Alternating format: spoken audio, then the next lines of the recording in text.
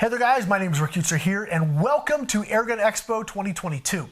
We're super excited to have you guys along with us. We got a ton of really great content we're going to be bringing to you guys all week, and I hope you guys really enjoy it. You know, we have some great sponsors like Gateway to Airguns is the major promoter for this event, and we also have Airgun Pro Shop and a slew of other great sponsors and those that are supporting what we're doing. I ask you to please visit www.theairgunexpo.com to learn about just all the great companies that are making this possible. You can click right on their logo, go take a look at their page, check out their products, and even connect with them right on that page, which I think is really cool, and I hope you guys will make good use of that. So guys, we are gonna go jump out to the range. We're gonna be taking a look at some really cool airgun product. So I hope you guys will come along with us, not only for this video, but all week. So definitely check out our website, www.theairgunexpo.com. And I hope you guys have a good time with us this week as we take a look at some great air guns. Hey there guys, it's Rick here, and we are at Airgun Expo. We are shooting some more air guns, and we've been shooting PCPs up until this point. Well, I guess it all depends on when you see this video. Maybe this is the first one. I don't know. We haven't figured out the schedule yet. But before I get to that, if you want to know what we're doing, check out our website, theairgunexpo.com. Right on the homepage, we'll have a link to the schedule. You can check out all the cool content we're going to have all throughout the week. So with that out of the way, now let me tell you about this gun. This is the Gamo, I think it's the Hunter Extreme Pro in 22 caliber. Now, this gun has a lot of history, and if I go all the way back, I'm not going to bore you guys totally, but maybe just a little bit. If I go back to when I first started, there was the Hunter Extreme, and that gun, I mean, when I first started shooting air guns, brake barrels were it. I mean, you could get the pumps, the multi-pumps and that kind of thing, but for max power, it was brake barrels. I couldn't afford a PCP. I didn't even know what they were at the time. But the gun that captured my imagination, really, was this gun right here. This gun, well, the original of this. It was super powerful. It was just marketed like the most powerful brake barrel you could get. And I guess at the time it really was. It was impressive. It was just out and out impressive. This guy is kind of a new revision of that platform. Gone are the days of springs. I prefer a old school guy. I prefer the internal regular spring mechanism personally, but they went to a gas ram. It does have some advantages. You don't have the torque, the rotational torque when the gun fires. That's useful. The lock time, in other words, the time it takes to actually, for all the mechanics to work and the pellet go, is faster by milliseconds, but technically faster. And it generates a lot of power. People really like the gas ram. Personally, I like a Springer. I think it's a little softer, a little easier to cock. It generates nearly as much power, but you know, that's just me being old school and ornery and old. But for you new guys, I get why you like the gas ram. Well, this is a gas ram version of that monster that they had years ago. And while we have a lot of PCPs, very affordable PCPs that are pushing really impressive power, the power isn't really what is so impressive with this gun anymore. But it is, for me, it's the pedigree. This is kind of going back to where Gamo was making some really nice wooden steel air guns. This is all wood and steel. The breech is steel. They went back to a steel breech here. There is a plastic trigger, or no, that's a metal trigger. I don't know. I'd have to scratch it with something. It feels, I don't know. I'd have to, whatever it is, it feels really good. It is the CAT trigger, so it's adjustable, sort of. They need to work on that, and I keep telling them that's not something I haven't told them. You need to be able to adjust some of that second stage creep out, but it's smooth. It's a 2.5 pound trigger, so it's fine. Cocking force on this is, it's up there. I don't know what the exact weight is, but it's not like the Magnum, although it's pretty close to that. It's really, I guess it sort of kind of is. Anyway, it's up there. If you are a smaller frame, like I don't think I'd give this to Angie to have to go shoot a big review of. But I mean, it's got some force to cock it. The reason I don't have a scope on this is I really like Gamo's old open sights, and that's exactly what you have here. They're just nice, clean fiber optic sights, fully adjustable. It's got a globe up at the front.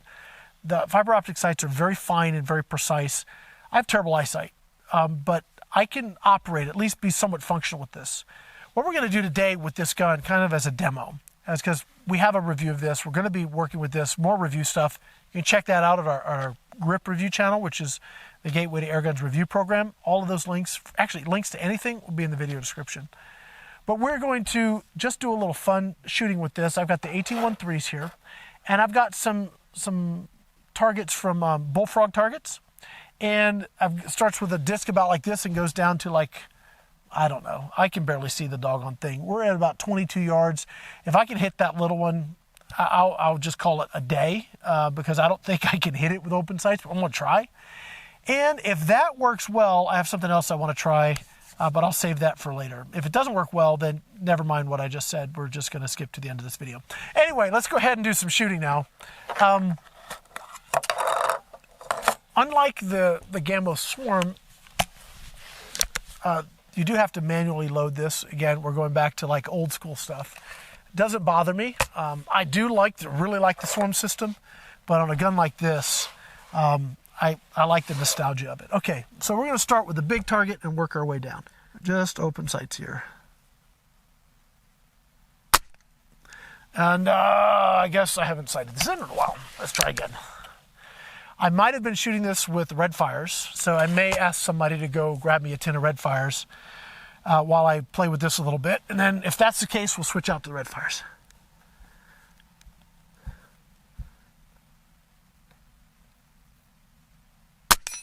Okay, yeah, we are way high. Okay, that's what I thought. You know what? I'm just gonna aim low at I'm gonna aim at the bottom of the target, because I believe I had this actually sighted for 50 yards. I've got the red fires on standby in case we need them, but I'm gonna try just running with these here. I had shot this at 50 yards earlier, or the other day when I had family here, and I think I might have set the sights up for that. So I'm gonna try here, 22 yards, I'm gonna aim at the bottom of the target, see how we do. Yeah, there we are. Okay. So take a couple more shots. We're gonna work our way down to the teeny tiny one. I don't know, man, that is a challenge. Let's see here. There it is. Yeah, I'm having to aim right at the bottom of the target, actually under the target. But that's because I have these sights set up for shooting longer range. Okay, we'll move to the other one. The one that's slightly smaller here, so I gotta aim a little under it. Yep, there it is. Okay. So why in the world would you want to run open sights when you could be shooting with a scope? Well, there's something to be said to knowing how to shoot with open sights, guys. Sometimes a scope can be a detriment. Like if you're in the woods, in tight woods, and you're hunting squirrels or something, open sights can be a real blessing, because if you have a scope, and let's say even if you have a fixed 4 power scope, if it's real tight, it can be hard to find the doggone little boogers. And with open sights, you keep both eyes open, you can track them much better. I want to take this out iguana hunting. I think this as an iguana killing machine would be just awesome. They have their magnums, but the way the magnum is designed, the cheek riser is such that I can't use the open sights. I can't. I find it almost impossible to try and use those. This is like shooting an old friend. The open sights on this are awesome. The original Hunter didn't have open sights, so to me this is an upgrade. All right, I'm stalling because now I got to shoot the littler target. Let's see here. All right.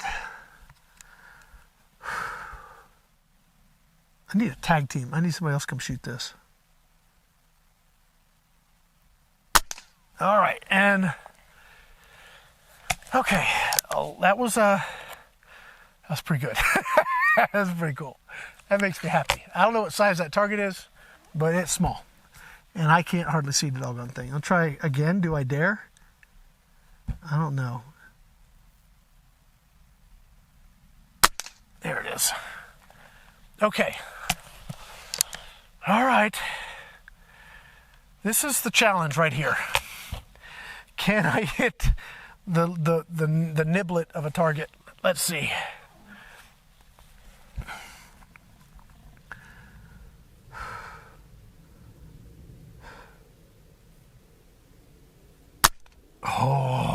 think I've met my match, I believe. Let's see here. I don't want to give up quite so quick.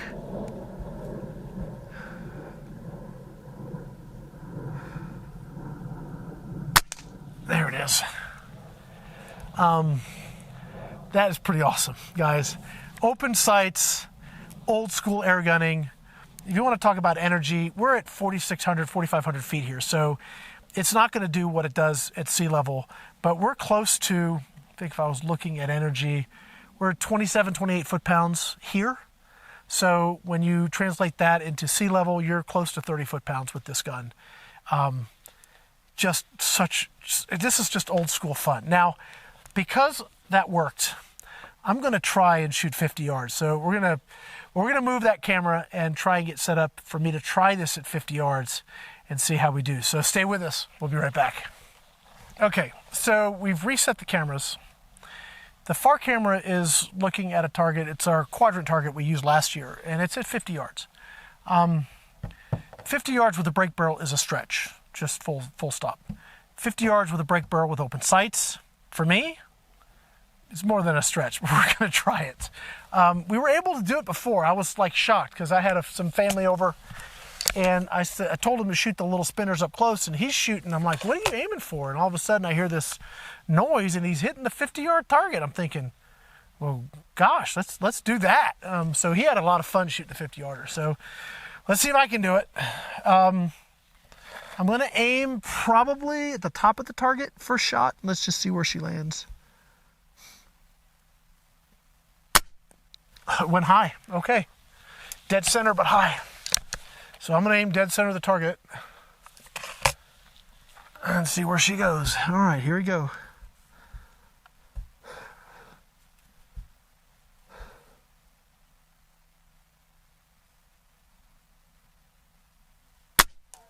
Ooh, we hit it, but not clean. We hit the frame or something. Take me a minute to get ranged in, I think.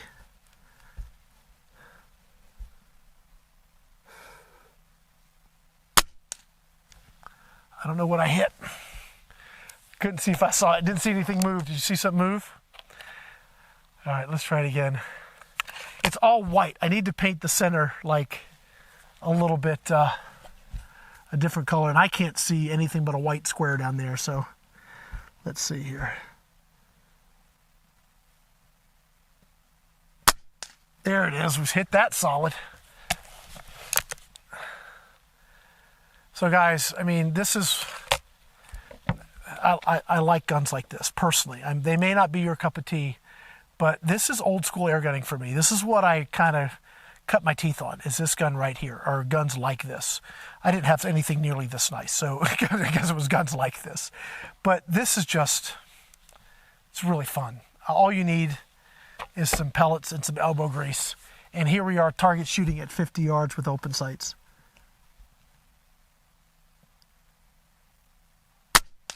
Yeah. So I will take that all day, guys. This has been a lot of fun.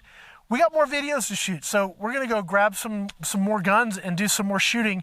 I hope you guys are liking these videos. I mean, let our sponsors know. You can check them out at theairgunexpo.com.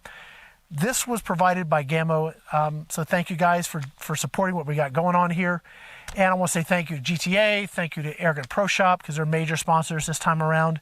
And again, if you like what you see, please go to our website, theairgunexpo.com, because all of this stuff that we're doing, even though we're doing it live or, you know, publishing it this week, it's going to live there forever. So you can go back, you can reference it, you can go back and take a look at our sponsors again and what they have for pages, and you can communicate directly with them. There's a form on every page where you could actually connect with those sponsors if there's something you like. So please use that. It lets them know that them supporting this is good for business for them, and hopefully it's good for you guys as a consumer, because you get to learn about some really cool airgun stuff. Guys, that's going to be it for now. Again, we're going to grab some more air guns and do some more shooting. Thanks for watching.